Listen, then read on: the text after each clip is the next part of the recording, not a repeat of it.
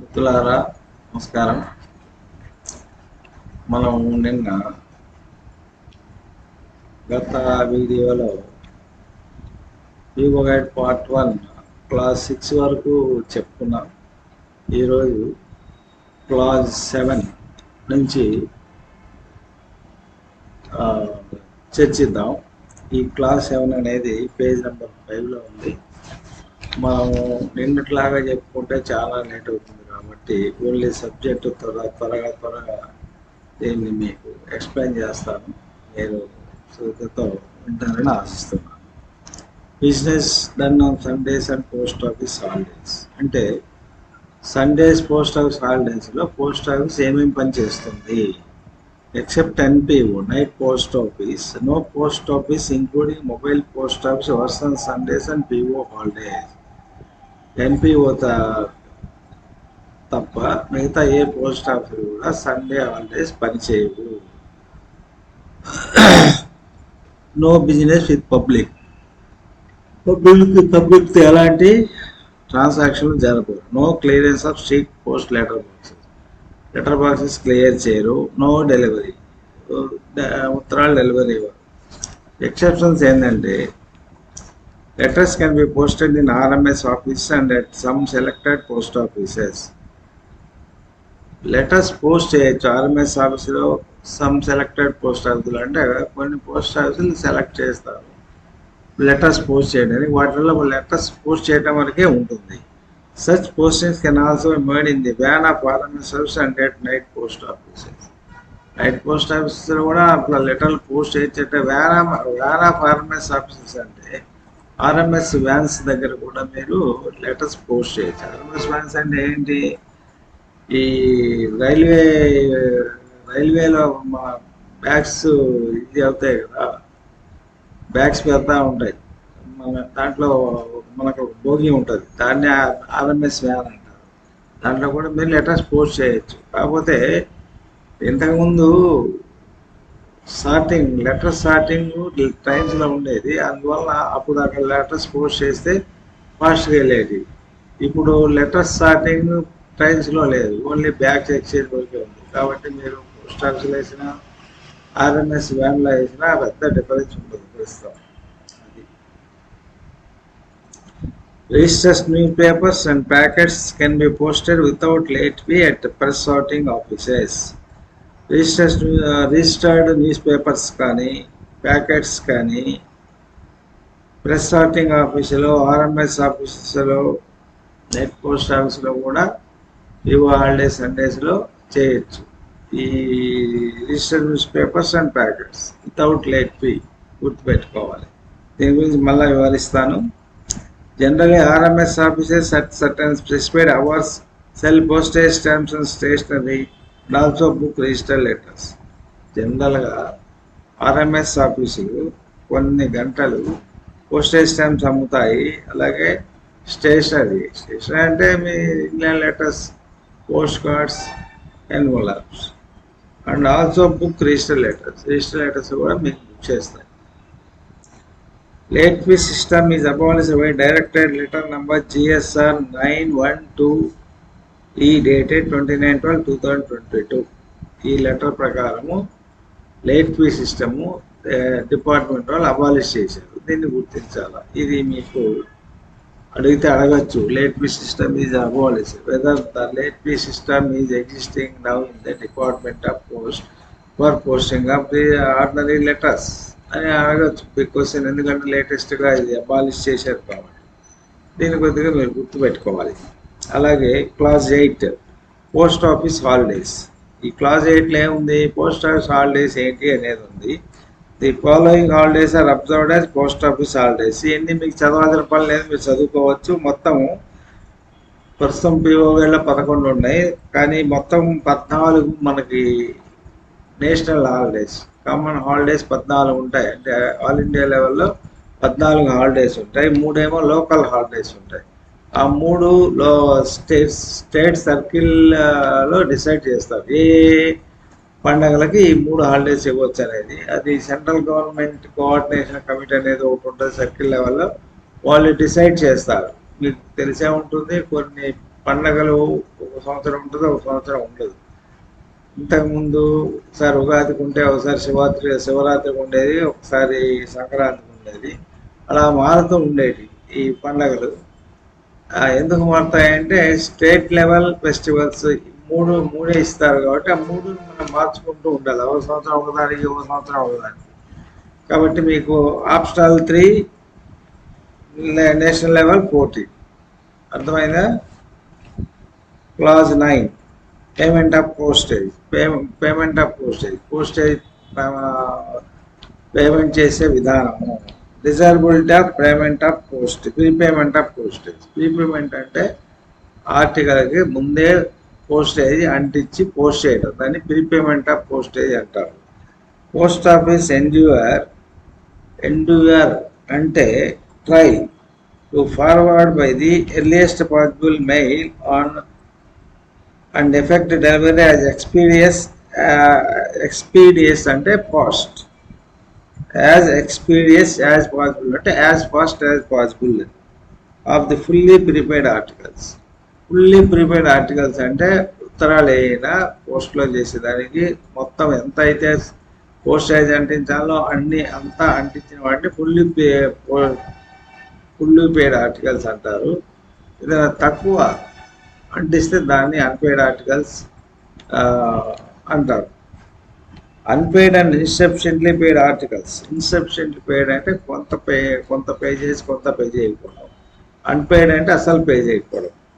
Unpaid and insufficiently paid articles are not afforded any greater security in transmission over the other unregistered mail. ఈ unpaid articles, అన్సఫిషియెంట్ paid articles వాటిని అంత జాగ్రత్తగా తీసుకెళ్లరు. ఈ mails ఒక చోట తీసుకెళ్ళినప్పుడు. ఇంకొక డిసడ్వాంటేజ్ ఏంటంటే such articles are liable for retention for taxing the postage due on them. Such articles are liable for detention for taxing the postage due on them. ఈ unpaid and insufficient paid articles మీద tax వేయాలి కాబట్టి వీటిని పక్కన పెట్టేస్తారు. పక్కన పెట్టి tax వేసి వీలైతే ఈరోజు పంపిస్తారు, లేకపోతే నెక్స్ట్ డే పంపిస్తారు. అంటే they will not take proper care as given to fully prepared articles. దాని యొక్క ఉద్దేశం అది. They are also not issued along with special delivery. ఇప్పుడైతే స్పెషల్ డెలివరీ ఏమి లేవు. ఒక డెలివరీ చేయడం మహా కష్టంగా ఉంది. ఇంతకుముందు స్పెషల్ డెలివరీస్ ఉండేవి. ఈవినింగ్ డెలివరీ కూడా ఉండేది కొంతకాలం, మీకు తెలుసో లేదు. టౌన్స్లో, ఇంపార్టెంట్ టౌన్స్లో ఈవినింగ్ డెలివరీ ఉండేది. అంటే మార్నింగ్ డెలివరీకి వెళ్ళి వచ్చిన తర్వాత కొన్ని బ్యాగ్స్ వస్తాయి. ఈవినింగ్ మధ్యాహ్నం 2 గంటలకు వచ్చిన బ్యాగులు ఓపెన్ చేసి మరలా వాటిని స్టార్ట్ చేసుకొని మరలా ఈవినింగ్ డెలివరీకి వెళ్ళేవాళ్ళు. అప్పుడు మెయిల్కి అంత ఇంపార్టెన్స్ ఉండేది. అలా unpaid and insufficiently paid articles మాత్రం ఈ స్పెషల్ డెలివరీస్లో వెయ్యరు. ఎందుకంటే అది అకౌంట్ ఫర్ చేయాలి కాబట్టి పక్కన పెట్టేసి నెక్స్ట్ డే మార్నింగ్ అంతా అకౌంట్ అంతా అయిపోయిన తర్వాత నెక్స్ట్ డే మార్నింగ్ డెలివరీలో పంపిస్తారు. వీటని పక్కన పెట్టేసి జనరల్ డెలివరీలో పంపిస్తారు. Fully prepared articles are given preference in transmission of mail. ఇలాగ చెప్పాము మనం. Thus articles are not issued along with special deliveries if any available in PO. అదే మళ్ళా రిపీట్ అయింది, చెప్పేశాం. అది class 9. Class 10 postage stamps and stationery. Payment of postage is normally effected by means of postage stamps issued by the Indian Post Offices under the authority of Government of India. Payment of postage అనేది postage stamps రూపంలో చెల్లిస్తారు. ఆ postage stamps issued by the Government of India under the authority of Government of India. Government of India వాళ్ళు print చేసిన postage stamp ద్వారా ఈ postage repayment చేస్తారు. దాని ఉద్దేశం అది. Post office also issue stationery like envelopes, inland letter cards and post cards to the value of the requisite stamps embossed on them. Embossed అంటే printed by government. Embossed envelope అంటే envelope printed by the government. Embossed inland letter printed by the government. Embossed card printed by the government. ఏదైతే government వాళ్ళు print చేస్తారో వాటిని embossed అంటారు. Embossed meeting printed by the government. If the postage is to be paid on the stationery is more than the embossed printed value, then postage stamps will have to be affixed on them to cover the short paid postage. ఇది ఎప్పుడు సంభవిస్తుంది? Inland letter ₹2.5. ఇప్పుడు మన దగ్గర ఉండే inland letter ₹2.5. రేపు బడ్జెట్లో మార్చిలో గవర్నమెంట్ వాళ్ళు ఇన్లాండ్ లెటర్ ₹5 చేస్తారు. అప్పుడు ఏం చేయాలి? ఈ ₹2.5 లెటర్ని, ఈ ₹2.5 లెటర్కి మిగతా ₹2.5 పోస్టేజ్ స్టాంప్ అంటించి దాన్ని ₹5 చేసి దాన్ని పోస్ట్ చేస్తారు. దీని యొక్క ఉద్దేశం అది. గవర్నమెంట్ ప్రింట్ చేసిన వాల్యూ కన్నా ఎక్కువ వేయవలసి వస్తే మిగతా తక్కువ పోస్టేజ్ని పోస్టేజ్ స్టాంప్ అంటించి దాన్ని టపాల్లో వేస్తారు. దాని యొక్క ఉద్దేశం అదే. Denomination of postage stamps and variety of postal stationery being issued by the Indian post offices are available in appendix to this point. Postage charges can also be paid by means of proper impressions of a franking machine as indicated in clause 11. Clause 11 అంటే next clause. ఈ postage stamps అనేది postage stamp ద్వారానే కాకుండా ఫ్రాంకింగ్ impressions ద్వారా కూడా మనం pay చేయవచ్చు. ఫ్రాంకింగ్ impression దానికి కండిషన్స్ ఏంటి అనేది క్లాజ్ 11లో మనం చెప్పుకుందాం. In certain cases postage can also be paid in cash as indicated in clause 12. అంటే ఈ పోస్టేజ్ స్టాంప్స్ ద్వారానే కాకుండా పోస్టేజ్ క్యాష్ ద్వారా కూడా చేయొచ్చు కొన్ని సర్కమ్స్టెన్సెస్లో. అది ఎలా అంటే క్లాజ్ 12లో ఉంది. రాబోయే క్లాజులు దాని గురించి మనం చెప్పుకుందాం. Post offices sale revenue stamps and commission basis. Revenue stamps post office అవుతారు, అయితే అవి మనం ప్రింట్ చేయము. అవి స్టేట్ గవర్నమెంట్ వాళ్ళు మనకు సప్లై చేస్తే మనం కమిషన్ బేసిస్ మీద అమ్ముతాం. అర్థమైందా? Philatelic bureaux. In order to cater the needs of philatelist and stamp collectors. Philatelist అంటే తెలుసు మీకు, ఎవరైతే స్టాంప్ కలెక్ట్ చేస్తారో వాళ్ళ ఫిలాటలిస్ట్ అంటారు. స్టాంప్ కలెక్టర్స్ అంటే కొంతమంది హాబీగా కాకుండా అప్పుడప్పుడు కలెక్ట్ చేసుకుంటుంటారు. The department has set up philatelic bureaux at the principal post offices at Allahabad, Bengaluru, Bhopal, Bombay, Calcutta. ఇవన్నీ మీరు చదువుకోవచ్చు. అంటే ఫిలాటలిక్ బ్యూరాక్స్ ఈ కింద చెప్పిన ప్రధాన నగరాలన్నింటిలో ఫిలాటలిక్ బ్యూరాక్స్ ఉన్నాయి. అక్కడ మీకు ఫిలాటలిక్ స్టాంప్స్ దొరుకుతాయి. ఎవరు కావాలన్నా కానీ ఫిలాటలిక్ స్టాంప్స్ అక్కడ తీసుకోవచ్చు. Overseas orders. ఓవర్సీస్ ఆర్డర్స్ అంటే ఇక్కడ మీరు గుర్తుపెట్టుకోవాల్సింది ఏంటంటే orders for supply philatelic stamp received from foreign countries. Orders received from foreign countries are executed at the Indian Philatelic Bureaus, Bombay, GPO, Bombay. This is important bit too. Philatelic stamps. Orders received from foreign countries will be executed by the Philatelic Bureaus dash అని అడగచ్చు. లేకపోతే philatelic బ్యూరాక్స్ Madras, Hyderabad, Chennai, Bombay అని చెప్పచ్చు. ఇప్పుడు మీరేం చెప్పాలి? బాంబే అంటే ఏ foreign country వాళ్ళైనా ఫిలాటలిక్ స్టాంప్స్ కావాలంటే వాళ్ళు బాంబే ఫిలాటలిక్ బ్యూరాక్స్కి పంపాలి వాళ్ళ రిక్వెస్ట్, వాళ్ళు సప్లై చేస్తారు. ఇది బిట్ ఇంపార్టెంట్, మీకు వచ్చే అవకాశం ఉంటుంది. కాబట్టి మీరు దీన్ని అండర్లైన్ చేసుకొని చదువుకోవచ్చు. For details refer to section 7 of this guide. Philatelic గురించి ఇంకా మీకు డీటెయిల్స్ కావాలంటే ఈ గైడ్లో సెక్షన్ 7లో ఫిలాటలిక్ గురించి వివరంగా ఇచ్చాము. దాని గురించి మీరు చదవచ్చు. ఫిలాటలిక్లో కూడా మీకు క్వశ్చన్లు రావచ్చు. That is clause 10. Clause 11 franking machine. Franking machine as discussed in clause 10, postal charges can be paid by way of franking impressing through franking machine. మనం క్లాస్ 10లో చెప్పాం పోస్టేజ్ అనేది postage stamps printed by post office ద్వారా కూడా చెల్లించవచ్చు. ఫ్రాంకింగ్ impression ద్వారా చెల్లించవచ్చు, cash ద్వారా కూడా చెల్లించవచ్చు. అంటే ఈ క్లాస్ 11 మనం ఏం చెప్తాం, ఫ్రాంకింగ్ ఇంప్రెషన్ గురించి మనం తెలుసుకుందాం. Postal franking machine is a stamping machine intended meant to stamp impressions of dies of approved design or on private and official postal articles. Postal franking machine is a stamping machine intended meant to stamp impressions of dies of approved design on private and official postal articles.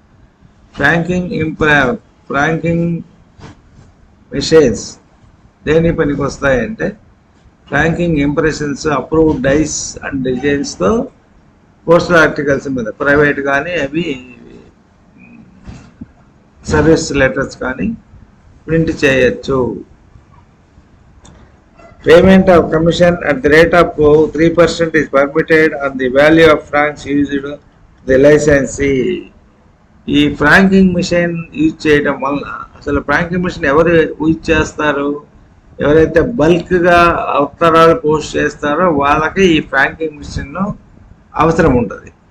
ఎందుకంటే చాలా బల్క్గా ఉంటుంది కాబట్టి post stations అందించడము చాలా టైంతో కూడుకున్న పని కాబట్టి ఇదైతే ఫ్రాంకింగ్ మిషన్ ప్రింట్ చేసి వదిలేస్తే ఫాస్ట్గా వెళ్ళిపోతుంది. ఇప్పుడు హై స్పీడ్ ఫ్రాంకింగ్ మిషన్స్ కూడా వచ్చినాయి. హై స్పీడ్ ఫ్రాంకింగ్ మిషన్స్ మీకు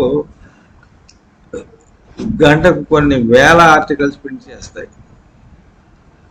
అందువల్ల ఎక్కువ పోస్ట్ చేసేవాళ్ళు ఈ ఫ్రాంకింగ్ మిషన్ ప్రిఫర్ చేస్తారు. అందువల్ల వాళ్ళు ఈ మెయింటెనెన్స్కి కొద్దిగా ఇదవుతుంది కాబట్టి వాళ్ళకి 3% ఎంత బిజినెస్ అయితే వాళ్ళు చేస్తారో దాని మీద 3% ఇన్సెంటివ్ ఇస్తారు వాళ్ళకి కమిషన్. ఇది కూడా మీకు పిట్టుకొస్తే రావచ్చు. ఫ్రాంకింగ్ ఇంప్రెషన్స్ మీద ఇన్సెంటివ్ ఎంత వస్తుంది లైసెన్సీకి అని అడగచ్చు. అప్పుడు మీరు 3% అనేది గుర్తుపెట్టుకోవాలి. అలాగే the impression of frank should consist of the following 2 dies for recognising it as valid. అంటే నీకు ఫ్రాంకింగ్ ఇంప్రెషన్ వాల్యూ అది వ్యాలిడ్ కావాలంటే ఆ పోస్టల్ ఆర్టికల్పై ప్రింట్ చేసినా కూడా 2 డైస్ ఉంటాయి. ఒకటి వాల్యూ డై, ఒకటి లైసెన్స్ డై. వాల్యూ డై అంటే ఏంటి, ఏ వాల్యూకి అయితే నువ్వు ఆర్టికల్పై ముద్రిస్తావో దాన్ని వాల్యూ డై అంటారు. లైసెన్స్ డై అంటే ఏ ఫర్మ్కి మీరు లైసెన్స్ ఇచ్చారు ఆ లైసెన్స్ ఫర్మ్ పేరు ప్లస్ డేటు ఆ 2 ఉంటాయి. ఆ 2 ఉంటేనే నీకు ఉత్తర పోస్టల్ ఆర్టికల్స్ పై ఈ 2 ఆర్టికల్స్ ఉంటేనే అది పోస్టేజ్ పేమెంట్ చేసినట్టుగా ఉంటుంది. లేకపోతే ఒకటి ఉండి ఒకటి లేకపోతే అది చెల్లదు. వాల్యూ డై, లైసెన్స్ డై నేను చెప్పాను. వాల్యూ డై అంటే it shows the value of frank used say rupees 10, 25, 100 etc. అంటే ఎంత పోస్టేజ్ మీరు దాన్ని ఇంప్రెస్ చేశారనేది ఉంటుంది. లైసెన్స్ డై అంటే it shows the name of the firm, company and licence number etc. Company పేరు, లైసెన్స్ నెంబర్ అవన్నీ లైసెన్స్ డైలో ఉంటాయి. పేజ్ 6 అయిపోయింది. పేజ్ 7 మళ్ళా 7 వచ్చిందా. For using franking machine by any firm or company, a valid license is required. ఈ franking machine use చేయాలంటే ఏదైనా ఫర్మ్ కానీ కంపెనీ కానీ ఒక లైసెన్స్ ఈజ్ రిక్వైర్డ్. ఆ licence ఎవరిస్తారంటే head of the postal division of the area is competent to issue license in which the franking machine is to be located. Head of the postal division అంటే superintendent of post offices. ఏ లొకాలిటీలో అయితే ఫ్రాంకింగ్ machine పెట్టాలో ఆ locality ఏ superintendent జ్యూరిడిక్షన్లో వస్తుందో ఆ superintendent licence ఇవ్వవలసి ఉంటుంది. That is the meaning of the sentence. Any person or firm wishing to use franking machine shall apply to the head of the division in the prescribed form through the authorized dealer. ఎవరైనా వ్యక్తి కానీ firm కానీ ఫ్రాంకింగ్ machine తీసుకోవాలనే ఉద్దేశం ఉన్న వాళ్ళు dealer ద్వారా postal సూపరింటెండెంట్కి licence కోసం అప్లై చేయాలి. Machine franked articles can be posted at not more than 2 offices as specified by the SPO in the license. ఈ మిషన్ ప్రాంక్డ్ ఆర్టికల్స్ అనేటివి ఏవైనా 2 పోస్ట్ ఆఫీసులలో పోస్ట్ చేయొచ్చు. ఆ 2 పోస్ట్ ఆఫీసులు ఏవి అనేటివి superintendent of post offices licence issue చేసేటప్పుడు వాటిలో మెన్షన్ చేస్తారు. కాబట్టి ఆ 2 పోస్ట్ ఆఫీసులను వీళ్ళు పోస్ట్ చేయవలసి ఉంటుంది. Where only one officer posting is desired, these must be handed over by a representative of the licensee at the counter of the office decided by the license. ఒకవేళ licensee ఒక post office చేయాలంటే ఒక post ఆఫీసే ఇస్తారు, 2 కావాలంటే 2 ఇస్తారు. అది licensee apply చేసుకునేటప్పుడు వాళ్ళు రిక్వెస్ట్ చేసిన దాన్ని బట్టి పోస్టల్ సూపరింటెండెంట్ గారు డిసైడ్ చేస్తారు. Where the license desired to post them in 2 offices, they can be handed over either of the 2 post offices selected and also in night post office.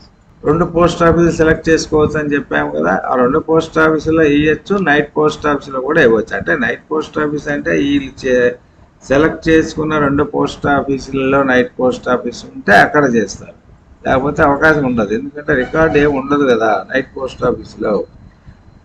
అంటే దాని ఉద్దేశం ఏంటంటే ఎక్స్టెండెడ్ అవర్స్లో కూడా ఈ ఆర్టికల్స్ పోస్ట్ చేయొచ్చు అనేది దాని ఉద్దేశం. These franked articles should be bundled according to the value of the franks impressions while tendering at the post office counter. The franked articles should be bundled according to the value of the franks. అంటే ఈ ఉత్తరాలు మీకు చెప్పాను కదా, ఎక్కడైతే ఉత్తరాలు చాలా bulk huge number ఉంటాయో వాళ్ళే ఫ్రాంకింగ్ మిషన్ తీసుకుంటారు. అలాంటి ఆ హ్యూజ్ ఉత్తరాలు ఉన్నప్పుడు అన్నీ ఒకే వెయిట్ ఉండవు. 20 గ్రాములు ఉంటాయి, 50 గ్రాములు ఉంటాయి, 100 గ్రాములు ఉంటాయి, 5 కేజీలు ఉంటాయి, 10 కేజీలు ఉంటాయి, అన్నీ ఉంటాయి. అలా ఉన్నప్పుడు ఏం చేయాలంటే 10 రూపాయల కేటగిరీలో ఎన్ని ఉత్తరాలు ఉన్నాయి, 20 రూపాయల కేటగిరీలో ఎన్ని ఉత్తరాలు ఉన్నాయి, 40 రూపాయల కేటగిరీ ఎన్ని ఉత్తరాలు ఉన్నాయి, వాళ్ళు ఈచ్ డినామినేషన్ ఒక బండిల్ కట్టాలి. ఆ బండిల్స్ కూడా 50-50 నెంబర్ 15 నెంబర్ ఉండాలి. టెండరింగ్ అంటే గివింగ్ అని, అంటే పోస్ట్ ఆఫీస్ కౌంటర్లో ఇచ్చేదాన్ని టెండరింగ్ అంటారు. These franked articles should be bundle according to the అయిపోయింది.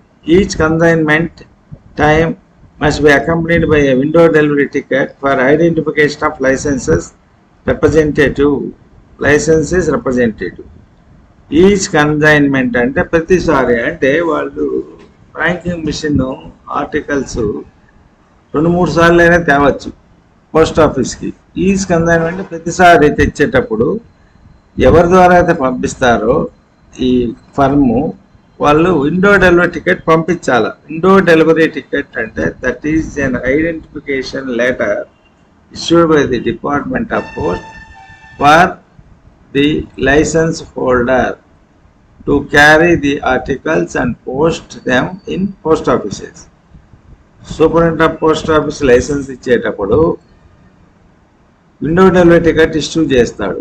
ఆ విండో డెలివరీ టికెట్ తెస్తేనే ఎవరైనా ఆర్టికల్స్ పోస్ట్ చేయడానికి వాళ్ళకి ఆథరైజేషన్ ఉంటుంది. దాన్ని విండో డెలివరీ టికెట్ అంటారు. While the last dispatch of the day or on the close of the business hours of the day, the licensee to tender to give at the office of posting daily docket in the prescribed form duly filled in and signed. Last dispatch తోటి ఒక daily docket ఇవ్వాలి. Daily docket అంటే ఏంటి? 4-5 సార్లు వస్తారు. 4-5 సార్లు వచ్చినప్పుడు 4-5 సార్లు డైలీ డాకెట్ రాసుకొని వస్తారు వాళ్ళు. ఆ డైలీ లెటర్ ఒకటి ఉంటుంది. డైలీ డాకెట్ అంటే కన్సాలిడేటెడ్ డాకెట్ ఉంటుంది. ఈరోజు ఎన్ని ఉత్తరాలు పోస్ట్ చేశారు, ఎంత అమౌంట్, వాల్యూ ఎంత, దాంట్లో మీటర్ రీడింగ్ ఇవన్నీ తెలిపేదాన్ని డైలీ డాకెట్ అంటారు. ఆ డైలీ డాకెట్ అనేది లాస్ట్ కన్సైన్మెంట్ తోటి వాళ్ళు డైలీ డాకెట్ తయారు చేసుకొని రావాలి. That is this intention. The impressions of the franking machine recorded on postal articles should not be interfered on in any way. ఇక్కడ should not be interfered in any way అంటే ఈ స్టాంపులు ఒకదాని మీద ఒకటి ఎక్కకూడదు.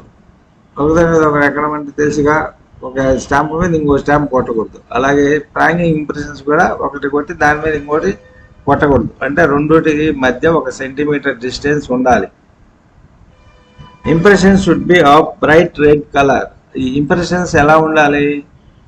రెడ్ కలర్ బ్రైట్గా ఉండాలి. Clear and distinct అంటే క్లియర్గా చదవడానికి వీలుగా ఉండాలి. డిస్టింక్ట్ అంటే చదవడానికి వీలుగా ఉండాలి. అది ఏంటి అనేది, లైసెన్స్ ఎవరిది, ఏ డేటు ఇష్యూ చేశారు అనేది దాంట్లో ఉంటుంది. Should not overlap, should not impress on one on the other. అదే షుడ్ నాట్ బి ఇంటర్ఫియర్డ్ అన్నా, షుడ్ నాట్ ఓవర్లాప్ అన్నా కూడా ఆల్మోస్ట్ సేమ్. ఒకదాని మీద ఒకటి స్టాంపులు కొట్టకూడదు. They should be as far as possible on the right top corner of the address side of the cover article. Right top corner of the address side of the article. మీకు address side of the article అంటే మీకు అర్థమై ఉంటుంది అనుకుంటాను. ఇదేమో right hand top corner, ఇదేమో left hand top corner, ఇదేమో right hand lower side, ఇదేమో లెఫ్ట్ హ్యాండ్ లోయర్ కార్నర్. అర్థమైందా? ఇవి రైట్ హ్యాండ్ టాప్ కార్నర్ అంటే ఇది గుర్తుపెట్టు. లెఫ్ట్ హ్యాండ్ టాప్ కార్నర్ అంటే ఇది. అడ్రస్ సైడ్ అంటే అడ్రస్ ఏ పక్క రాస్తారో అదే అడ్రస్ సైడ్ అవుతుంది. ఈ ఇంప్రెషన్స్ అనేవి address wrapper or address label. Address wrapper మీద కూడా ఇంప్రెస్ చేసి ఆర్టికల్కి అంటించవచ్చు. అడ్రస్ లేబుల్ మీద కూడా ఈ ఫ్రాంక్ ఇంప్రెషన్స్ ఇంప్రెస్ చేయొచ్చు. అయితే వాల్యూ డై మాత్రము ఎన్నైనా ఉండొచ్చు. లైసెన్స్ డై మాత్రం ఒక ర్యాపర్కి ఒకటే ఉండాలి, ఒక లేబుల్కి ఒకటే ఉండాలి. అది condition. ఫ్రాంకింగ్ will be allowed up to any value amount. అంటే మీకు ఒక డై ఎన్ని రూపాయలకైనా మీరు ప్రింట్ చేయొచ్చు. అంటే 100, 200, 300, 400 ఎంతకైనా చేయొచ్చు. దాని యొక్క వాల్యూ సపోజ్ ఒక రిజిస్టర్ పార్సిల్ 30 కేజీలు ఉంది, 30 కేజీలు పంపించాలన్నాడు ఆయన. 30 కేజీలు ఒక 1000 రూపాయలు అవుతుంది అనుకో, 1000 రూపాయలు మీరు ఫ్రాంకింగ్ చేయొచ్చు.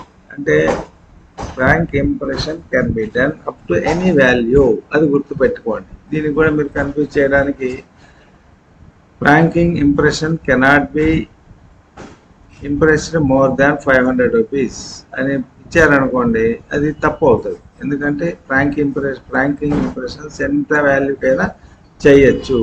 కన్ఫ్యూజ్ చేయడానికి మీకు అలా ఇవ్వచ్చు. అందువల్ల ఇది స్టడీ మెటీరియల్, అందుకే ఇంపార్టెంట్. స్టడీ మెటీరియల్లో each and every point miss అవ్వకుండా ఉంటుంది. Franking will be allowed up to any value amount. There may be one or more than one impressions of value die, but should have only one license die on each article. Each article లో licence die ఒకటే ఉండాలా impression. Value die ఒకటి more than 2 అయినా ఉండొచ్చు. Machine ప్రాంక్డ్ articles posted in letter boxes shall be treated as unpaid. మిషన్ ప్రాంక్డ్ articles posted in letter బాక్సెస్ will be treated as unpaid. ఇది important. ఇది మీకు క్వశ్చన్ వస్తుంది. దీంట్లో మీకు బ్యాంకులో ఇచ్చాము, అయినా కూడా ఇది మీరు చదువుకునేటప్పుడు దీన్ని గుర్తుపెట్టుకోవాలి. లెటర్ బాక్స్లో పోస్ట్ చేసిన ఫ్రాంక్డ్ ఆర్టికల్స్ అన్పెయిడ్ కింద ట్రీట్ చేయబడతాయి. ఇది గుర్తుపెట్టుకోవాలి. Unregistered articles bearing previous day of frank impression shall also not accepted. అంటే ప్రీవియస్ డే ఇంప్రెషన్స్ ఉంటే కూడా అవి చెల్లుబాటు కావు. దానికి కొద్దిగా యాక్సెప్టెన్స్ ఉన్నాయి. తర్వాత యాక్సెప్టెన్స్ మీకు చెప్తాను. Repairs of the franking machine repairs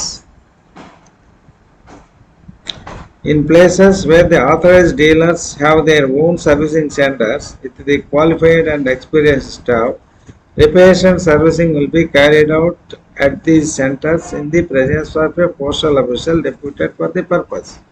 అంటే ఏంటి, ఈ ఆథరైజ్డ్ డీలర్స్ యొక్క సర్వీస్ సెంటర్స్ అయినా ఉంటే వాళ్ళ క్వాలిఫైడ్ అఫీషియల్స్ రిపేర్ చేసే పని అయితే, ఈ ఫ్రాంకింగ్ మిషన్స్ వాళ్ళ సర్వీస్ సెంటర్ తీసుకెళ్ళి అక్కడ రిపేర్ చేయొచ్చు. In the presence of postal official.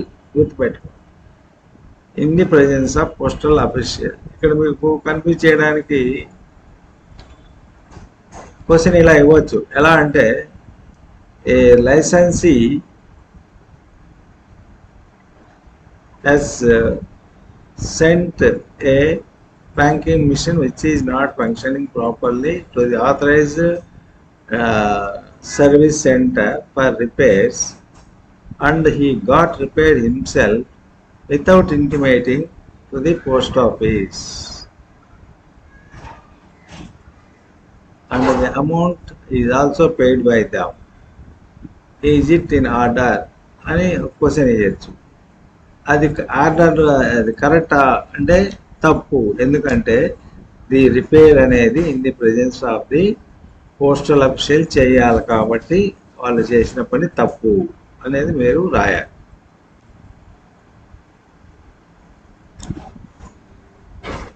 In other places అంటే ఎక్కడ ఆథరైజ్డ్ లేని చోట machines will be sent to post office way daily docket register is maintain. Daily docket register ఎక్కడ maintain చేస్తారంటే ఆర్టికల్స్ ఎక్కడ పోస్ట్ చేస్తారో అక్కడ డైలీ డాకెట్ మెయింటైన్ చేస్తారు. అక్కడికి తీసుకెళ్ళాలి ఏదైనా రిపేర్స్ వస్తాయి ఫ్రాంకింగ్ మిషన్ని. And post office will remove the licence die from the machine before it is sent for repair. ఆ పోస్ట్ ఆఫీసు లైసెన్స్ డైని తీసేస్తుంది. లైసెన్స్ డై అంటే మీకు తెలుసు కదా, ఆ లైసెన్స్ నంబరు అవన్నీ దాంట్లో ఉంటాయి కదా, దాన్ని తీసేస్తారు. ఆ తీసేసి ఎక్కడికి కావాలంటే అక్కడ రిపేర్ పంపిస్తారు post office. Need not be brought to the post office for this purpose. ఈ పోస్ట్ ఆఫీస్కి దానికోసం చేయాల్సిన పని లేదు. మన ఆఫీసులు కూడా పోయి లైసెన్స్ డై రిమూవ్ చేసుకొని రావచ్చు. Any discrepancy is noticed in the meter, the license shall immediately stop using the machine and take to PO for setting it right. Any discrepancy is noticed in the meter, the licenses shall immediately stop using machine. మీటర్లో ఏదైనా discrepancy notice చేస్తే licence ఇమీడియట్గా దాన్ని licensee అంటే ఎవరైతే ఈ franking machine తీసుకున్నారో firm వాళ్ళు దాన్ని యూజ్ చేయడం స్టాప్ చేయాలి. చేసి ఏమంటే దాన్ని సెటిల్ చేయించుకోవాలి. Conditions for granting franking machine licence. Franking machine licence issue చేయాలంటే కండిషన్స్ ఏంటివి? Licence will be granted with divisional head concern on application. ఈ franking machine licence divisional head ఇస్తాడు on application. He has right to refuse or cancel the licence without assigning any reason, without telling or showing. ఈ superintendent licence ఇచ్చేయచ్చు, refuse చేయొచ్చు. Refuse చేయడానికి కారణం చెప్పవలసిన పని లేదు. వితౌట్ అసైనింగ్ ఎనీ రీజన్ అంటే కారణం చెప్పకుండా కూడా లైసెన్స్ రిఫ్యూజ్ చేయొచ్చు. దాని అర్థం అది. వితౌట్ అసైనింగ్ ఎనీ రీజన్ అంటే కారణం చెప్పకుండా లైసెన్స్ను రిఫ్యూజ్ చేయొచ్చు సూపరింటెండెంట్. అది franking machine must be obtained by the licensee from the firm company authorised by the director general of post and it should be specified in the licence before bringing the machine into use. It should be shown to the post office. Franking machine ఎవరైతే licence తీసుకుంటారో వాళ్ళు ఆ ఫ్రాంకింగ్ machines ఎవరి దగ్గర తీసుకోవాలంటే director general approve చేస్తారు. కొన్ని కంపెనీల్లో ఏ ఫ్రాంకింగ్ మిషన్లు లైసెన్స్ తీసుకోవచ్చని వాళ్ళ దగ్గరే, ఆ డీలర్ల దగ్గరే వీళ్ళు ఎవరైతే ఫ్రాంకింగ్ మిషన్ వాడదలుచుకున్నారో వాళ్ళు తీసుకోవాలి. వాళ్ళు పోస్ట్ ఆఫీసు ముందు చూపించాలి. అది యూజ్ చేసే ముందు. DG will not accept any responsibility for damage or repair to the machine. ఆ మిషన్ ఏదన్నా డ్యామేజ్ కానీ రిపేర్ కానీ వస్తే డీజీ ఏమి దాన్ని రెస్పాన్సిబిలిటీ యాక్సెప్ట్ చేయడు. ఏమున్నా కూడా ఆ ఫ్రాంకింగ్ మిషన్ డీలరు లైసెన్స్ ఇద్దరి మధ్యలో ఉంటుంది. మనం కేవలం లైసెన్స్ ఇష్యూ చేస్తాము. వాళ్ళు వాడిన దానికి ఫ్రాంక్స్ మనం డబ్బులు కడితే మనం లోడ్ చేస్తాము. వాళ్ళు ఫ్రాంకింగ్ వాడుకుంటారు అంతే. మిషన్కి మనకి ఎలాంటి సంబంధం లేదు. రిపేర్స్ కూడా మనకు సంబంధం లేదు. వాళ్ళు చూసుకుంటారు.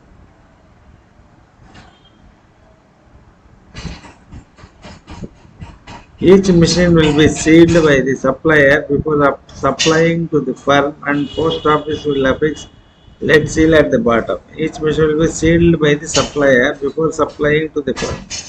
ఈ ఫర్మ్ వాళ్ళు ఏం చేయకుండా ఈ సప్లయర్ మిషన్ సీల్ చేస్తారు.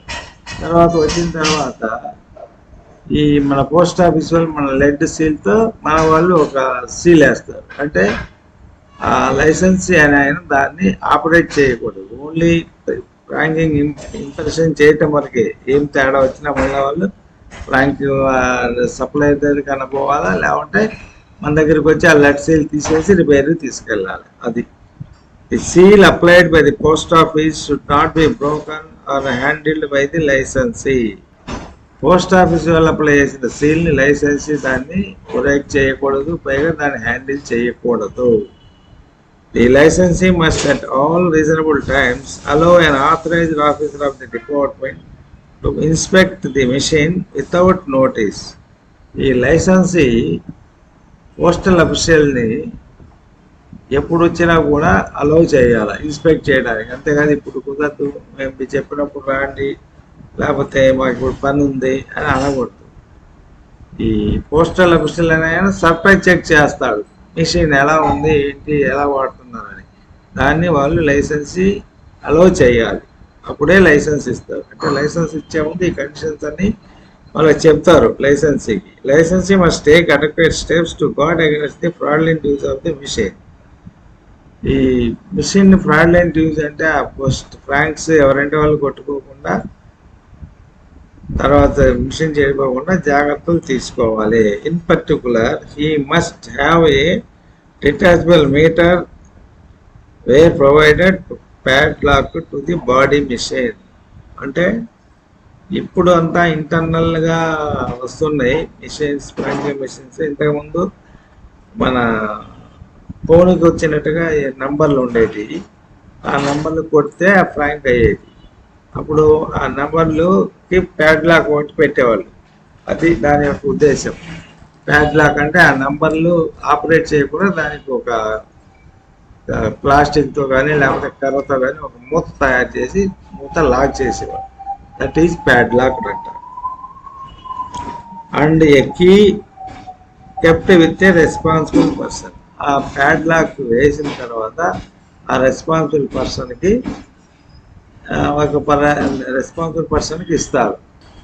The licensee will pay in advance a sum representing the amount of postage for which he wishes the machine to set at the time of purchase. The licence will have to pay the amount to be loaded in the machine in advance. ఏదైనా మీరు amount ఎంత వాడదలుచుకున్నారో అది అడ్వాన్స్గా post ఆఫీస్కి కడితే ఆ post office వాళ్ళు ఆ మెషిన్లో లోడ్ చేస్తారు. అండ్ అది మినిమం 100 రూపీస్, మ్యాక్సిమం 50,000. ఇది కూడా మీరు గుర్తుపెట్టుకోవాలి. Minimum amount to be loaded in franking machine is 100, maximum amount is 50,000. ఈ బిట్ రావచ్చు, బిట్ అవకాశం ఉంటుంది కాబట్టి మీరు బాగా చేసుకోవాలి. The rebate of 3% is allowed as incentive for this advance loaded amount. ఇది ఇంతకుముందు కూడా వచ్చింది 3%, అది మళ్ళీ రిపీట్ అయింది. ఇది కూడా బిట్టుకు రావచ్చు.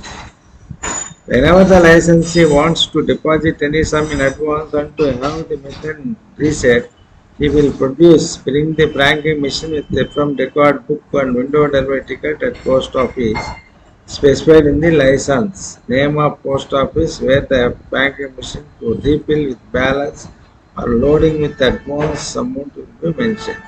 అంటే జనరల్గా ఈ అమౌంట్ లోడ్ ఎక్కడ చేస్తారంటే వీళ్ళు ఎక్కడైతే ఈ ఆర్టికల్స్ హ్యాండ్ ఓవర్ చేస్తారో ఫ్రాంక్ ఆర్టికల్స్, ఆ పోస్ట్ ఆఫీస్ దగ్గరికి మీరు అమౌంట్ లోడ్ చేయడానికి తీసుకెళ్తారు. అక్కడ వీళ్ళు అమౌంట్ లోడ్ చేయించుకుంటారు. Meter of the machine will in all cases be reset in the post office. ఆ మీటర్ రీసెట్టింగ్ అనేది పోస్ట్ ఆఫీస్లోనే చేస్తారు. For the purpose of accounts, 2 registers shall be maintained, one by the post office and other by the user licensee, in which each reading shall be recorded and the settlement of accounts shown. 2 రిజిస్టర్లు maintain చేస్తారు. ఒకటి licensee చేస్తుంది, ఒకటి post office చేస్తుంది. Post ఆఫీస్లో daily డాకెట్లు issue చేస్తారు కదా, ఆ డైలీ డాకెట్లో ఏముంటుంది, ఎన్ని ఏ డినామినేషన్ కవర్లు ఎన్ని వాడారు, టోటల్ అమౌంట్ ఆఫ్ పోస్టేజ్ ఎంత, మీటర్ రీడింగ్ అసెండింగ్ ఎంత, డిసెండింగ్ ఎంత. అంటే నిన్న మీటర్ రీడింగ్ ఎంత ఉంది, ఈరోజు క్లోజింగ్ మీటర్ రీడింగ్ ఎంత ఉంది, ఆ రెండింటి మధ్య డిఫరెన్స్ వీళ్ళు వాడిన లెటర్స్కి సరిపోవాలి. That is everyday post master has to see. For the purpose of accounts, two registers will be maintained. Repairs and servicing.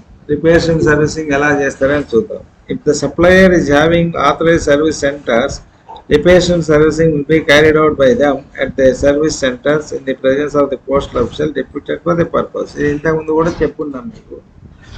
If there is no service center, repairs and servicing to be carried out by them in the premises of the post office. ఈ post office premises లో repairs carry out చేయాలి.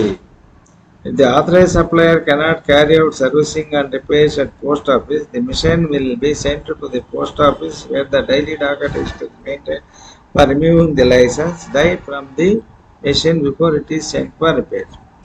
Post office దగ్గర repair చేయకపోతే ఆ printing machine licence die అనేది post office లో తీసేసిన తర్వాత దాన్ని రిపేర్స్ పంపాలి. The resetting of the meter after carrying out repairs by authorised dealers suppliers will be done at post office. The resetting of the meter after carrying out repairs అయిన తర్వాత metre resetting post office లో చేస్తారు. Any change of location of the machine, except in case of repairs, shall be notified, shall be intimated to the head of the division and then the officer post. ఏదైనా ఒకవేళ banking machine యొక్క location చేయదలుచుకుంటే అది వాళ్ళ articles ఎక్కడైతే post చేస్తారో postal superintendent కూడా చెప్పాలి.